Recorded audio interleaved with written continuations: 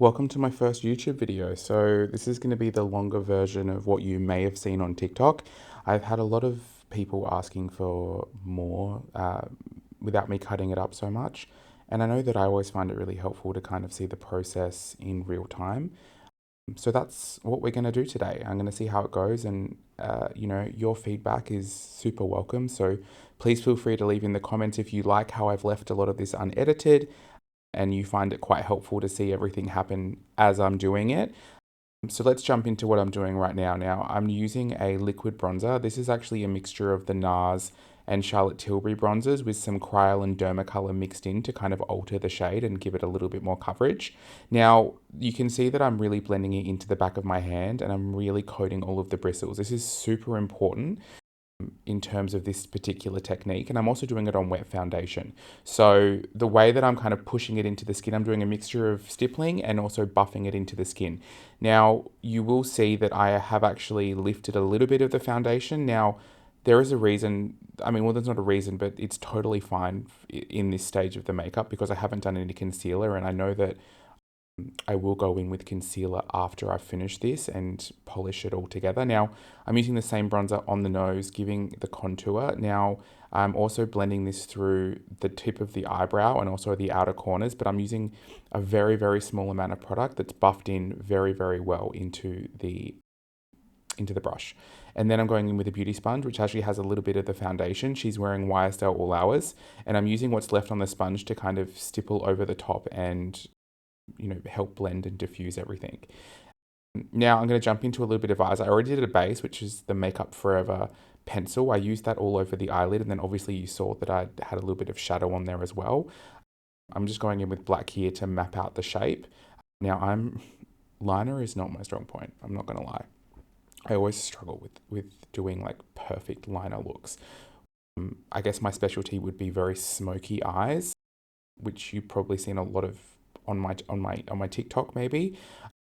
But this is the easiest way I find to do this kind of a look, like in stages. So starting off with black shadow instead of going in with a liner. I will go in with a liner in a moment to kind of intensify it, but I like to kind of map out the structure first before I go straight in with something super waterproof. And I really only have super waterproof liquid liner, or I have pencil.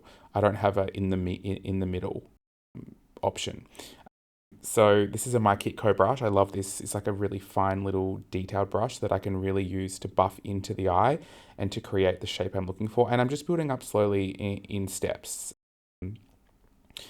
Less is more, especially when you're using black eyeshadow. This is the Kat Von D, oh, not Kat Von D, God, I keep saying that, KVD Beauty, the sticks, the eyeshadow sticks. I don't actually know if they make these anymore. I only have one shade, and this is the shade that I use. And I love, and I'm using this on it's actually a lip brush. I think it's an old Sigma one that I'm using here. And I'm using this to push into the eye and kind of buff in to give me a little bit of color. Will sparkle and shimmer. That would be the dog going nuts. So anyway, yeah, I want this to be sparkly, and this wasn't giving me enough. So I've gone in to use, this is the Inglot Body Sparkle. 54, I believe that says. And I'm using the same brush that has a little bit of tackiness to it to kind of push this on top of the eye. I really love multi-dimensional shimmer when it comes to eyes, and I like it to have a shimmer but also a very finely milled glitter on top. I think that gives the best finish when I'm doing something like this. So I actually went in with my finger and pushed more on as well. I don't know if I show that. No. Okay, so now we're onto my favorite liner. You can see between that cut that I actually did use a Q-tip to clean up my edges just to give me more of a base with the shape. I initially just wanted to do just a winged liner on this, but then I felt creative, I guess. I felt confident, and I decided to go and do this, which honestly, I do regret doing. I wanted to deepen. I should have done it with eyeshadow. I do like it, but I think it would have looked better with just the winged liner and using some maybe black eyeshadow to kind of define the outer corner a little bit more. That's me, I think, going, oh my God, I have to match this on the other side now. Um, so let's see. This is a Peaches makeup brush, by the way. I think they do three different sizes, and I own all three of these sizes. I really find these easy to use when I'm doing liner. And the liner that I'm using is the Huda Beauty liner. It comes with one side with a pencil, and the other side has a liquid. It's the only liquid liner that I've been able to trust when it comes to doing the waterline and getting the inner tear duct that doesn't smudge or move. But if you found one that's just as good as this, please let me know, because this one, every time I buy this one, I have to also buy the black pencil that comes along with it, which is annoying. So now we've jumped forward a little bit after I've cleaned up everything, and I just used again a Q-tip with some eye cream. That's how I like to clean up under the eyes. And the dogs again. This is the Armani Power Fabric Concealer, which I love to use when I'm doing a photo shoot, but you really have to have a really smooth under eye for this. It does dry down matte, and it looks really beautiful when you take photos. I don't use this on everyone. Like I said, you really do need to have quite a smooth eye area, and the coverage is awesome. It's a silicone and water emulsion as well, so it works really well on top of the YSL All Hours Foundation. Both are more of that soft matte finish. I mean, everything's going to look brighter in lighting, like not brighter, sorry, but a little bit more shiny. Um, and we've also got hair happening at the same time, and this is actually a shoot. Amber, the model, let me film the application process for some lookbook images that we did of her.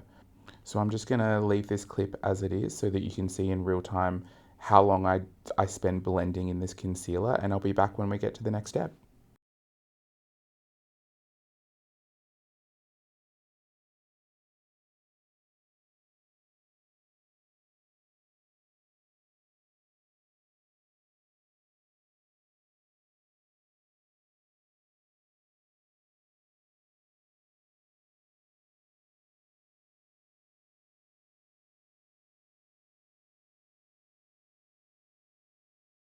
Alrighty, it's blush time. This is the Rare Beauty blush in the in Believe or Encourage. I'm sorry, I can't remember which one that I used, but it's a darker pink shade.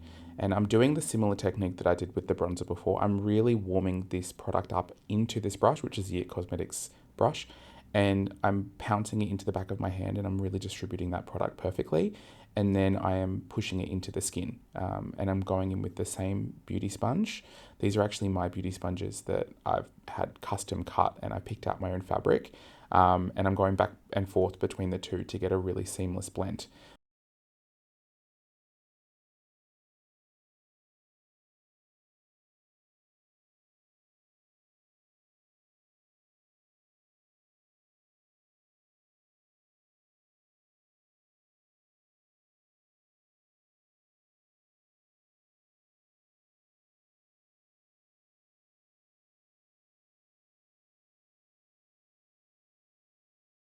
Now, before we do powder, I really wanted to kind of add something a little bit more. Um, because it's such a strong eye look, I always feel like Freckles make a makeup look almost like you're wearing less makeup. Um, and I loved the contrast between such a heavy kind of eye and lashes, and then somewhat of a soft kind of glowy skin. So I went ahead and did the Freck pen, and I tapped them on first, and then I used my finger, a clean finger, to kind of stamp them extra ones on. And what I found works best with this is doing them before any powder. So this is me going in with, this is the Huda Beauty powder on a powder puff, and I'm pushing the powder, warming it up first, and then pushing the powder on all over the skin, on top of the freckles. And you can see how they just create, it just softens them to the point where it looks more natural, but it also is obviously giving the skin some much needed mattifying. Now I'm going in with, this is the Charlotte Tilbury Airbrush Flawless Finish Powder, the pressed one, and this is in the shade Dark, and I love this as a bronzer or a contour. I'm just intensifying all of the contours. And this is Amber having a look at what we've spent the last hour doing on her face. Now it's time for lips. This is actually a lip sample I've been trying out because I'm really funny with nude lip liners, and this is one that I'm trying out on Amber today. Sorry, I wish I could tell you exactly what it is. And then I'm also doing a similar thing with lips. I do sell nude lips and gloss in my studio to my clients, and this is one of my nude lip shades with a gloss on top. I'm definitely one of those people who sticks to the heavy eye nude lip combo. I mean, a red lip or a darker lip could look amazing with this, but I tend to kind of pick one or the other in my style. And that's the look. Thanks for watching my first YouTube video. Let me know in the comments your thoughts and if this has been helpful and what you'd like to see next.